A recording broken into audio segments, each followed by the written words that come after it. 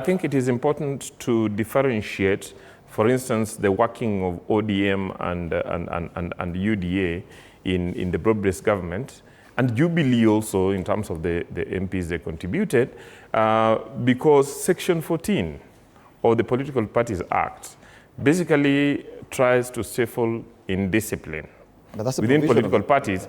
It does not, it does not stop or criminalize party cooperation, okay, party consultations. And what is happening between UDA and ODM is that party leaders met, consulted, party organs met and consulted, and agreed to cooperate. And they are cooperating on defined goals and on defined points, which have been defined in their MOU. Allow me to challenge, because you said Jubilee was also there. Was a meeting held by Jubilee to allow the you remember that the party leader of UDA, that is President William Ruto, actually traveled to the home of the party leader of Jubilee and held a meeting with him. It was incumbent upon the party leader of UDA, of Jubilee, to then consult his structures. I know for sure that the party leader of UDA consulted with the structures, and the structures within UDA agreed.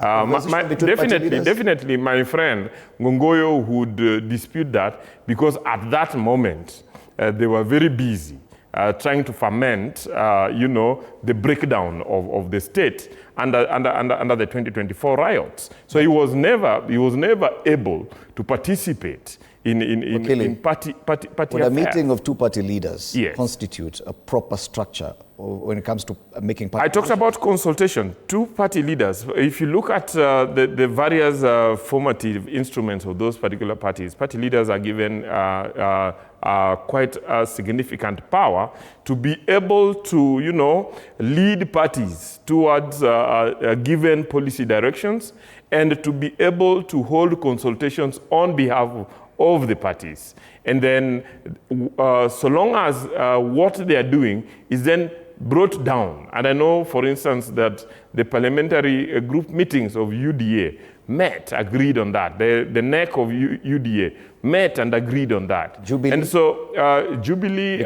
you mentioned Jubilee. I mentioned, as far as involvement... I mentioned Jubilee. I talk significantly about UDA because I'm a member of UDA, and I follow the governance structures of UDA. I know that the party leader of UDA, of Jubilee, was consulted. It was upon the party leader of Jubilee to then engage in that consultation. If he failed, then the Jubilee members can take action within that matter. But you see our president consistently engaging his NEC, consistently engaging his parliamentary group members, consistently engaging the governing council.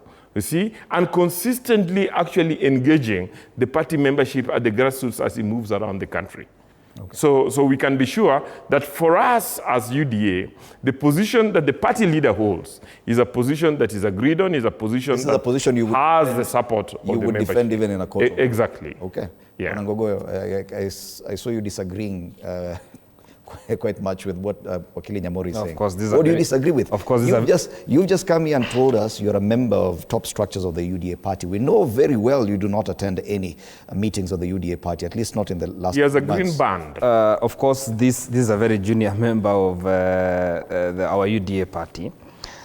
In the hierarchy of our political... I love the way we cannot... Okay, he has a green band. He's a former member. He's admitting... Too liberal. It's too liberal. The band you have on your hand is for which party? Because we know a party that has that color. No, it's just a light green. It's a very nice color.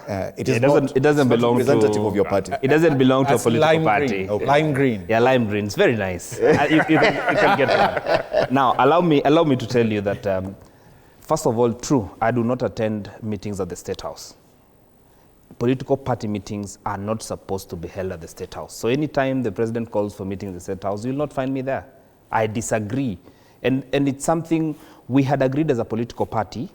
We bought land in Karen. We were to do our party headquarters there. We contributed to the buying of the land, and therefore the culture of calling us to State House, not even now, since 2024, we stopped doing it. And it's a number of us because... Do you attend a meeting if you called it elsewhere? Elsewhere we will attend because we are members of that. Yes, if it goes to Bomas of Kenya, KICC, we will attend. But let me tell you, there are no structured negotiations or intended cooperations that we have done as UDA. Remember, the party leader does not make decisions for the party. Decisions are made by organs of the party. There could be a proposal by NEC, for instance, to engage other political parties. We have not sat down and written that we shall engage ODM. We say like-minded political partners. But the most important, let me tell you, the decision-making party organs of the party, one is the NGC. And when you look at the Political Parties Act, it is not all organs of the party that can make a decision. The PG cannot make a decision. Parliamentary groups are meant to make decisions on the governance of parliament. Committees, there are a number of things we can agree. Let's have this stand. But on matters of the running of a political party, remember this party has delegates across the country. It has, for instance, when you come to Kajiado, they are members of the political party from different places. They have to give their opinion. It is not that because I am elected, I make a decision as the elected leader. No. The parties actually should be institutions that are governed by people and carry along the ideas and the mentality. And that's why on many things we have disagreed with UDA, which is my political party. One, when people are being killed in this country, young people, we've lost a young lady in Huruma, shot by the police. She was selling fish in her mother's shop. Our spokesman, our political party does not condemn that. Those are things that we said before we got into government, that police brutality, the use of the police to manage politics, we disagreed with them. And therefore, because there are a number of things that we are disagreeing with the political party, in my next engagement in 2027, I shall not contest on that party. Okay. I shall let Orero, I shall let Wakili, let them go on with UDA. But Wakili Kinyanjui... I think, no. He cannot insinuate that we go with UDA. I'm a member of ODM political party. Orange Democratic. But your party has gone to bed with UDA. They have an agreement. You're not aware. The next decision. I'd given Bonorero an opportunity. So I think when he tries to insinuate that we go with the UDA party, be proud of UDA. There is nowhere that we have said we are going with the UDA party. This is an arrangement, and it is not yet a coalition. This is a broad-based arrangement with ODM and UDA. I will stick with my ODM as a political party. Okay. Yes. But Kinyanjui, the problem is that the nature of a political party exists only on paper, that these are not parties that could go anywhere. But the president has a hope that he could build, and he has aspirations of building a huge monolithic party, probably in comparison to the Chinese Communist Party. Do you see that happening with this kind of behavior? Because political parties do require discipline. With this kind of bad behavior across board without consequence, do you see that happening? It can't. It won't. And given the constitutional framework that we have, defining Kenya as a multi-party democracy, it cannot go the communist way. He is implementing communist policy. These are the castles that Ruto is building in the... Can he even achieve the kind of discipline within the Communist Party? He can't. He can't, because you need that dictatorship. And, he expressed it, when he was having one of those meetings that Honorable Ngogoy is lamenting, happened in State House. He said that other places, they have been able to do much more and achieve because of that dictatorship. And he's salivating at that prospect. But I have good news, probably bad news for you, Ruto. You cannot make this country a communist party. Look at me. You will never succeed. You can't succeed. You may merge and join UDA with whichever political party that you want so that you have one single party. Kanu style. Listen to me. You will never succeed. You cannot, because we have a constitution. Unless you want to overthrow the constitution, which again would be unconstitutional. Having said that, and having told him that in black and white, these sort of problems that we are having, and I want to, with respect, disagree with my learned friend, Mr. Nyamori, in saying that, it's not criminal and all that. Section 14, subsection 8 of the political parties makes it a criminal offense. For instance, for Ruto to do what he is doing. If you block the political expressions of anyone, you have committed a crime. That's what he says. So by him failing to register these members of the Azimio la Umoja Kenya that have been lawfully elected, he is blocking their political progression, their political expression. Section 14, subsection 8 says that he has committed a crime and he is liable to a fine of 1 million shillings. Now, having said that, look at the indiscipline that we're talking about, because those political parties have not taken the law as it ought to be. Let's look at that section 14.1, section 14A, now that talks about that deeming, that if you go and popularize the agenda of another political party, if you then take the agenda of another political party and then you want to advance it as your own, you are deemed to have then left the political party that sponsored you. Bless you. The deeming is not something that just happens. Because if you look at the law, it says, and I believe it should be section 1F of that particular section, 14A of the Political Parties Act.